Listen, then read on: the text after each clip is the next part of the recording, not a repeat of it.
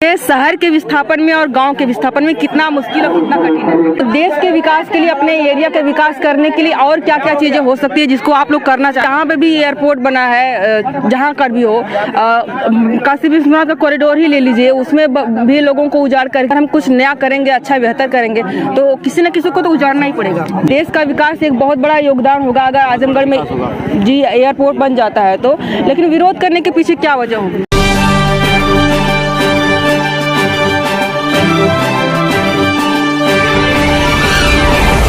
अभी हम लोग हैं खिरिया की बाग में और आज हो गए हैं पूरे 60 दिन, मतलब कि 2 महीने से ये लगातार धरना चल रहा है। इस 2 महीने में बड़े बड़े किसान नेता तक, राकेश टिकैत तक आ चुके हैं और इस धरने में बहुत कुछ देखा है। यहाँ तक एसडीएम सर बात भी कर चुके हैं। आगे आने वाले 2-3 दिनों में डीएम सर भी बात करने वाले हैं। हमारे साथ में कुछ छात्र नेता है जो युवा भी है, देश का भविष्य भी है, आगे आने वाले समय में राजनीति में भी जा सकते हैं। बहुत सारे लोग राजनीति लड़ेंगे, हो सकता है कोई इसमें से प्रधानमंत्री भी बन जाए। तो इन लोगों की क्या दृष्टिकोण है, क्या व्यू है जो एयरपोर्ट बन रहा है, इसका विरोध किया जा रहा है, इस पे इन लोगों का क्या कहना है? सबसे पहले स्वागत है। क्या नाम होगा आपका? जी, मेरा नाम है सुनील कुमार उर्फ राजा भैया। मैं डीए पीजी कॉलेज का छात्र संघ महामंत्री प्रत्याशी हूँ। अच्छा। जी। ये आपका? मेरा नाम रोशन यादव, मैं डीएवी कॉलेज से छात्र नेता हूँ। आप? मेरा नाम दिवाकर मौर्य है, मैं डीएवी का छात्र नेता हूँ। सभी तीनों लोग डीएवी का ही है। अच्छा, आप लोग युवा है, देश का विकास एक बहुत बड़ा योगदान होगा अगर आजमगढ़ में जी एयरपोर्ट बन जाता है तो। लेकिन विरोध करने के पीछे क्या वजह होगी? देखिए, भविष्य होना वो भविष्य की बात है, विकास होना एक भविष्य है, वो भविष्य की बात है। लेकिन किसी को क्षति पहुंचा करके, किसी को हानि पहुंचा करके, जो किसान हैं, जो हमारे भगवान के रूप में, स्वरूप में गिने जाते हैं, अगर हम उनको नुकसान पहुंचाएं, अगर उनको हम क्षति पहुंचाएं, तो हम किस विकास की बात करेंगे?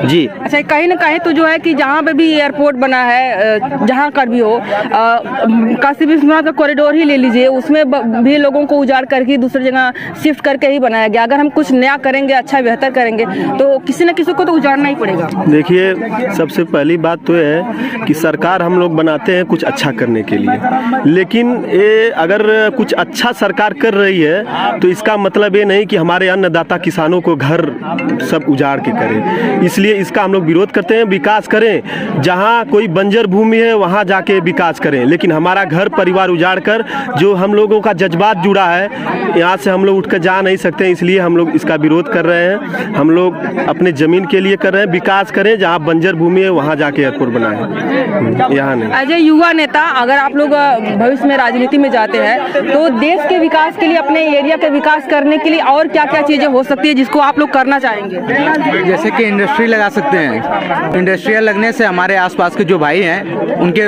रोजगार मिलता है, एम्प्लॉय मिलता है, जो अपने घर का पालन कर सकते हैं। तो इंडस्ट्री जरूरी, पर किसी का घर, ये तमाम लोग 40,000 की संख्या में लोग हैं, उनका घर उजड़ेगा तो कहाँ जाएंगे?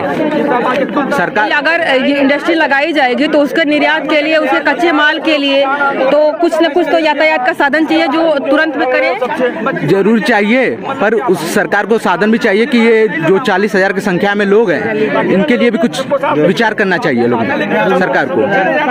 तो क्या क्या विचार हो सकता है आपके? कुछ इन लोग के लिए कुछ ऐसा सेटलमेंट बनाए, या कहीं सोसाइटी या कहीं एक जगह जाके रह सकें लोग, निर्माण होना चाहिए। पर हटा जे एक घर से निकाल दिया जाएगा, लोग कहाँ जाएंगे? हाँ, इंडस्ट्री का बता रहे हैं। तो अभी एक शॉर्ट्स वीडियो वायरल हुई है, किनका नाम है, जो बहुत बड़े पत्रकार कहे जाते हैं, बिहार के पुत्र है, क्या नाम हुआ उनका? मनीष कश्यप जी। उन्होंने कहा था गुजरात में जनसंख्या दिखा रहे थे कि गुजरात में जनसंख्या इतनी है, वहाँ पर इतने लोगों के लिए 12 एयरपोर्ट है, इंटरनेशनल एयरपोर्ट, और बिहार में हमारे इतनी जनसंख्या है लेकिन सिर्फ 5 इंटरनेशनल एयरपोर्ट है। तो यहाँ के लोग बनने भी तो नहीं देते हैं। बनने इसलिए नहीं देते हैं क्योंकि जैसा कि यहाँ पे हो रहा है, 40,000 जो युवा हैं, लोग हैं, वो कहाँ जाएंगे? उनके लिए विचार सरकार को करना चाहिए। तुरंत हटा देंगे तो कहाँ जाएंगे? उनके पास रहने का कुछ जगह होनी चाहिए, आवास होनी चाहिए। ऐसा रेंट पे रह नहीं सकते। 1-2 दिन की बात तो है नहीं। सरकार कह रही तो हम तो मुआवजा भी दे रहे हैं। तो मुआवजा तो मिलता है, तो तुरंत तो पैसा मिला, तुरंत घर तो तैयार नहीं होगा, साल भर का टाइम लगेगा। तो साल भर कहाँ रहेंगे? होटल में रहेंगे? इतने लोग तो हैं नहीं कि होटल जा सकते हैं। ये शहर के विस्थापन में और गांव के विस्थापन में कितना मुश्किल और कितना कठिन है? देखिए, शहरी व्यवस्था में और ग्रामीण व्यवस्था में बहुत अंतर है, ज़मीन और आसमान का अंतर है। शहरों में क्या होता है कि जो उचित व्यवस्था होती है वो एकांकी व्यवस्था होती है, जो ये जी एकांकी परिवार होता है, जो कि वहाँ पे ये व्यवस्था होती है कि एक ही रूम में एक ही मकान में सारे परिवार के लोग होते हैं, जहाँ से एक स्थान से दूसरे स्थान तक आने जाने का जो व्यवस्था होती है वो आसानी से हो सकती है। लेकिन ग्रामीण व्यवस्था क्या होती है, ग्रामीण में तमाम जानवर होते हैं, जहाँ पशुपालन होता है, उनका खेत होता है, तो नात रिश्तेदार सभी लोग ग्रामीण में बसे होते हैं, जो कि परिवार से लेकर के जानवरों की संख्या भी अधिक होती है। वो कहाँ अपने तो पेट पालन पोषण कहीं भी कर सकते हैं, लेकिन अपने साथ साथ जो पीछे हैं उनके जानवर हैं, उनकी व्यवस्थाएं हैं, उनका घर है, मकान है, कपड़ा कहाँ तक ले जाएंगे, जो कि इसीलिए मैं कहता हूँ कि कहीं न कहीं तमाम व्यवस्थाओं का तुलना नहीं किया जाता है शहरी से और ग्रामीणों से।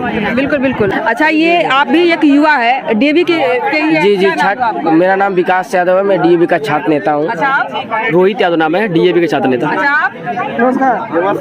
आपका नाम क्या हुआ? मेरा नाम हरकेश कुमार यादव, मैं सिवली कॉलेज का स्टूडेंट लीडर हूँ। अच्छा, तो ये आप लोग, क्या नाम हुआ आपका? हरिकेश यादव। अच्छा, तो आप लोग जो है कि छात्र नेता ही तीनों लोग ही हैं, तो एज ए युवा आप लोग क्या देखते हैं इस आंदोलन को?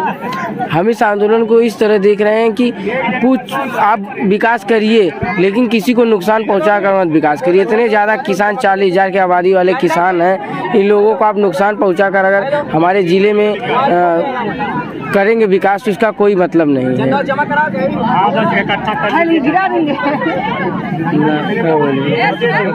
थोड़ा उधर करी ना भाई, गिर जाएगा। अच्छा, आप जो है कि एक चीज़ हमने पूछा कि शहरी विस्थापन और ग्रामीण विस्थापन में कितना अंतर, कितना मुश्किल होता है? देखिए, कहीं ना कहीं ये जो अंतर्राष्ट्रीय हवाई अड्डा बन रहा है, तो ये कम से कम 40,000 आबादियों के लोगों को उजाड़ कर बनाया जा रहा है। तो कहीं ना कहीं आपके पास बहुत सारे ऑप्शन है, कहीं दूसरी जगह शिफ्ट किया जा सके, क्योंकि बगल में ही बना है मनोरी हवाई पट्टी, उसको कम से कम चालू करा के वो व्यवस्था को चालू करा के निरंतर कार्य करें। तो कहीं ना कहीं किसानों को, नौजवानों को हमेशा दबाने का काम ये सरकार कर रही है। अच्छा, रोजगार पे बात करें तो रोजगार जो है कि कितना जरूरी है एयरपोर्ट के मुकाबले? देखिए, गांधी जी ने चौधरी चरण सिंह ने कहा था कि देश के खुशहाली का, तरक्की का रास्ता खेतों और खलिहानों से होकर गुजरता है। लेकिन जो वर्तमान की सरकार है, जो मोदी और योगी की सरकार चल रही है, ये कह रही है देश की तरक्की का रास्ता अगर निकलेगा तो अडानी और अंबानी के दरबार से हो निकलेगा। ये जो एक बहुत बड़ी साजिश है कि जो ये अंतर्राष्ट्रीय हवाई अड्डा बनाया जा रहा है, ये किसानों की ज़मीन को छीनने का कहीं ना कहीं बहुत बड़ी साजिश है। हम कह रहे हैं अगर आपको अंतर्राष्ट्रीय हवाई अड्डा बनाना ही है तो आजमगढ़ के अंदर बहुत सी जगह है, वहाँ पे आप बना लेते जहाँ किसानों की ज़मीन उपजाऊ नहीं है। बहुत से जैसे छिबुआ का अवसर है और देवारा क्षेत्र, वहाँ जाकर के बना लिया, आपको कौन रोक रहा है? लेकिन यहाँ पे 40,000 परिवार, 40,000 जवान किसान, नौजवान और 3,000 परिवार, ये सब बर्बाद हो जाएंगे, कहाँ जाएंगे? अगर किसी को नुकसान पहुँचा के आपको एयरपोर्ट बनवाना है तो उससे अच्छा मैं यही कहूँगा कि आप अपना एयरपोर्ट अपने घर रखिए। आप अपने अडानी और अंबानी को जो मैंने वो एयरपोर्ट बनवा करके उनको गिरवी दे देंगे तो हम ऐसा होने नहीं देंगे। हम किसान कहीं जाने वाले नहीं हैं। एक चीज़ और है कि अडानी अंबानी का नाम हमेशा बार बार लिया जाता है। बहुत सारे लोगों के मन में ये सवाल भी आता होगा कि एक स्मार्ट वर्क होता है, एक हार्ड वर्क होता है। हम लोग करते हैं, किसान हैं, हम लोग हार्ड वर्क करते हैं, और जो पूंजीपति है वो स्मार्ट वर्क करते हैं। देखिए, हम बता रहे अडानी और अंबानी की बात बता रहे, कहीं ना कहीं सरकारी सब संपत्तियों को बेच के अडानी के हाथों में बेचा जा रहा है, कहीं ना कहीं सरकारी संपत्तियों को प्राइवेट के हाथों में सौंपा जा रहा है। जो किसान उपजाऊ जमीन है उनको कहीं ना कहीं छीना जा रहा है, अंतर्राष्ट्रीय एयरपोर्ट के नाम पे उनको छीना जा रहा है। तो ये किसान मजदूर मेहनत करते हैं, इन्हीं का खरीद के प्राइवेट हाथों में बेच के इन्हीं को दोबारा रिटर्न महंगे दिया जाता है। कहीं ना कहीं अडानी ये सरकार चला रही है। एक तरफ लोग कहते हैं कि सरकारी दफ्तरों में काम अच्छा नहीं होता है और प्राइवेट हो जाएगा तो बढ़िया काम होगा, और इसीलिए प्राइवेट किया जा रहा है क्या?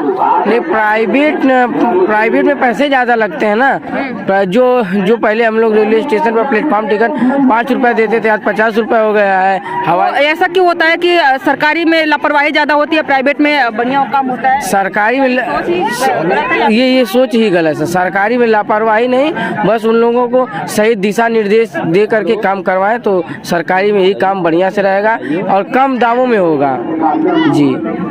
तो बस ये रही मेरी आज की वीडियो। यहाँ पर हमारे साथ बहुत सारे युवा छात्र नेता हैं जो आने वाले भविष्य में हो सकता है किसी राजनीति के बड़े चेहरे के रूप में शामिल हो, और हम तभी आप लोगों से इंटरव्यू करेंगे, दीजिएगा जरूर अगर नेता बन जाइएगा तो, है ना। तो ये भी लोग छात्र नेता है। बहुत अच्छी बातचीत रही विकास को लेकर के, मुद्दों को लेकर के, यहाँ से विस्थापन को लेकर के। अगर वीडियो अच्छी लगी तो लाइक करिएगा, शेयर करिएगा और कमेंट करके बताइएगा कि आपको क्या कहना है जो भाई लोगों ने बोला है अभी। और अगर मेरे चैनल पर नए हैं तो प्लीज़ सब्सक्राइब भी कर लीजिएगा। वीडियो देखने के लिए बहुत बहुत शुक्रिया।